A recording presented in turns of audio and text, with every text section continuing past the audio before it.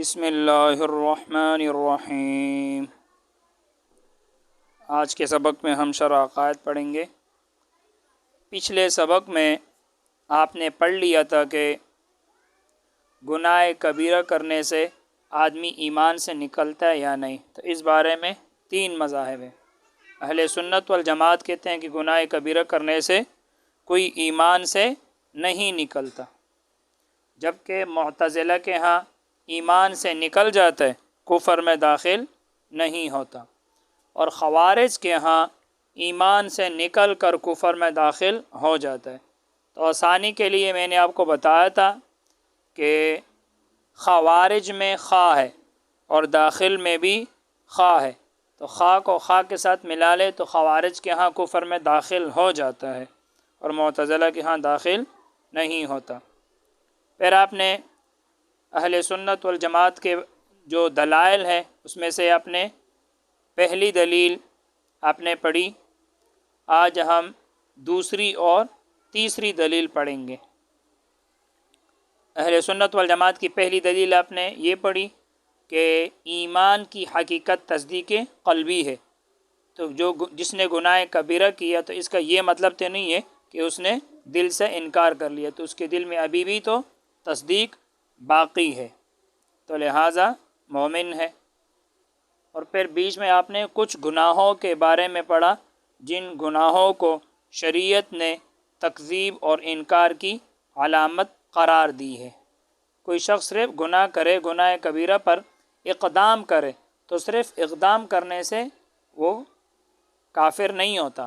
ہاں، اگر وہ گناہ کو ہلکا سمجھ کے کرے یا حلال سمجھ کے کرے تو پھر تو ظاہر سی بات ہے کافر ہو جائے گا، کیونکہ یہ تو پھر تکذیب آ گئی، یہ تو پھر تصدیق کی ضد، تصدیق کی منافی چیز آ گئی۔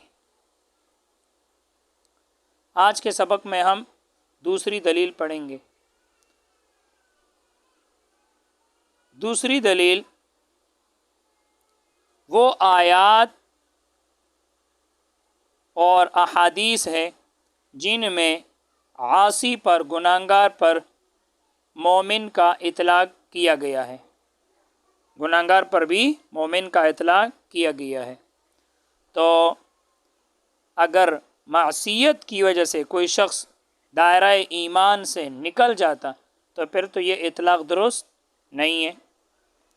اور تیسری دلیل حضور صلی اللہ علیہ وسلم کے زمانے سے لے کر آج تک اس پر اجماع قائم ہے کہ اہل قبلہ میں سے کوئی بھی شخص جب بغیر توبہ کے مر جائے تو اس کے بارے میں مرتکب کبیرہ علم ہونے کے باوجود، اس کے بارے میں مرتکب کبیرہ علم ہونے کے باوجود سب کو پتہ ہوتا ہے کہ اس نے گناہ کا ارتکاب کیے، کبیرہ گناہ کیے، اس کے باوجود اس پر نماز جنازہ اور اس کے حق میں دعا و استغفار کرتے ہیں، جبکہ غیر مومن کے لیے تو یہ کام جائز نہیں ہے۔ تو اس سے معلوم ہو گیا کہ گناہ کبیرہ کرنے سے کوئی ایمان سے نہیں نکلتا۔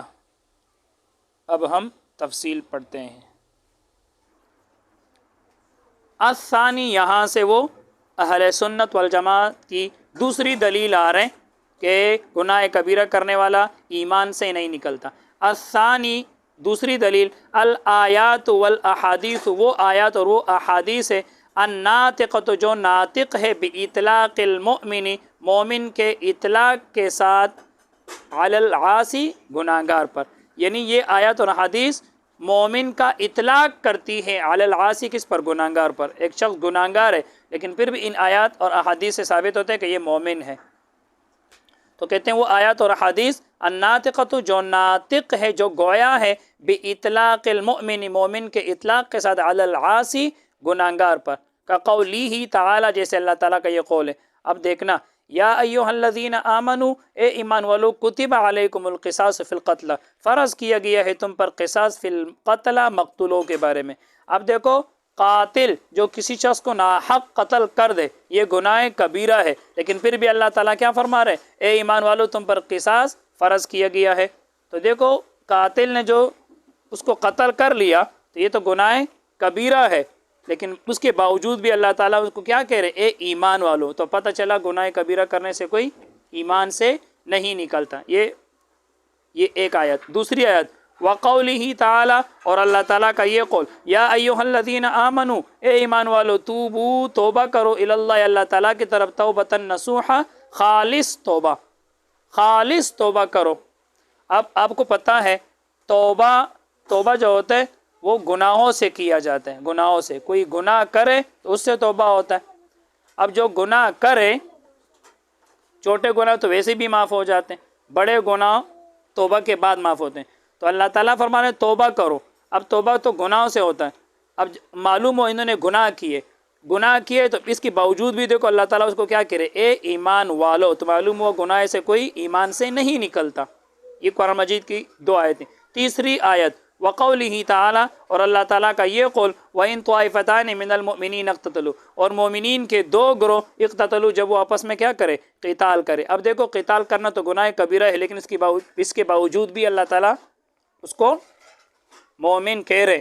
تو معلوم ہوا کہ گناہ کبیرہ کرنے سے کوئی ایمان سے نہیں نکلتا.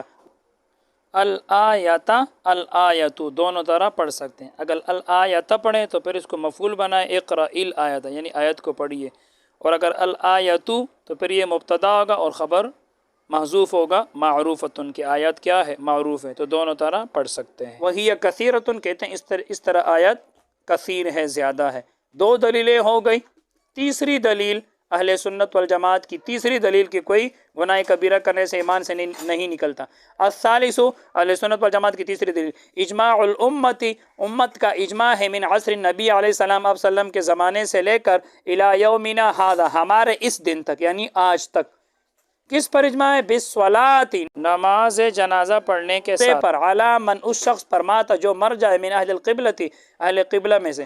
اہل قبلہ کا ویسے معنی تو یہ ہے جو قبلہ کی طرف رخ کر کے نماز پڑھتے ہو، لیکن اہل قبلہ کا اصطلاحی معنی یہ ہے وہ لوگ جو ضروریات دین کا انکار نہ کرتے ہو. یہاں اہل قبلے کے خاص طور پر ذکر اس لیے کیا کہ شعائر دین میں سے سب سے بڑا درجہ نماز کا، اس لیے خاص طور پر قبلہ کا ذکر کیا.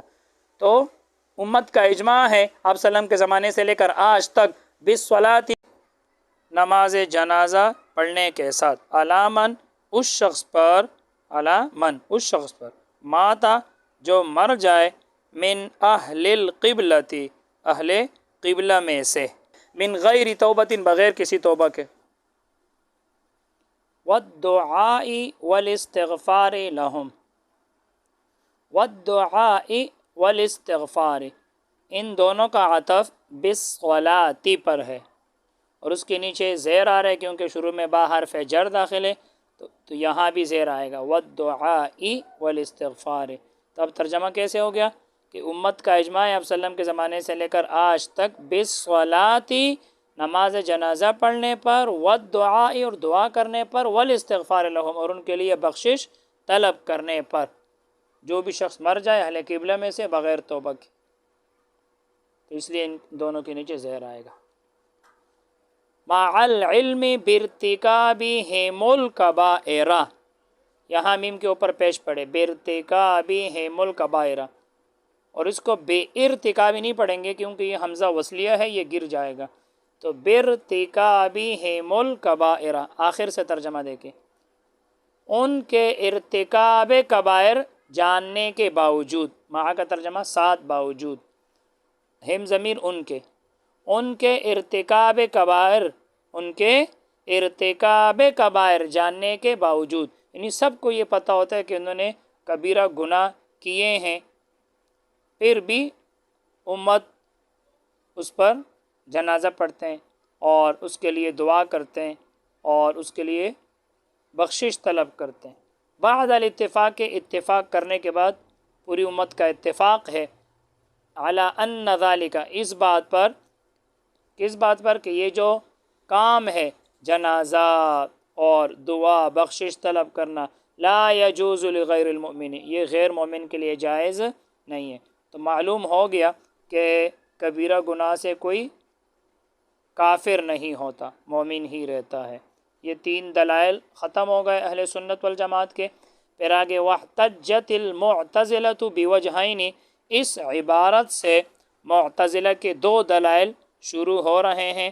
معتزلہ کا جو عقیدہ تھا وہ تو گزر چکا، ان کے ہاں ایمان سے نکل جاتا ہے لیکن کفر میں داخل نہیں ہوتا۔ اب یہاں سے ان کے 2 دلائل شروع ہو رہے ہیں، یہ انشاءاللہ اگلے سبق میں پڑھیں گے۔ بس آج کے لیے اتنا ہی۔ اللہ تعالی ہم سب کو علم نافع عطا فرمائے۔ السلام علیکم ورحمۃ اللہ وبرکاتہ۔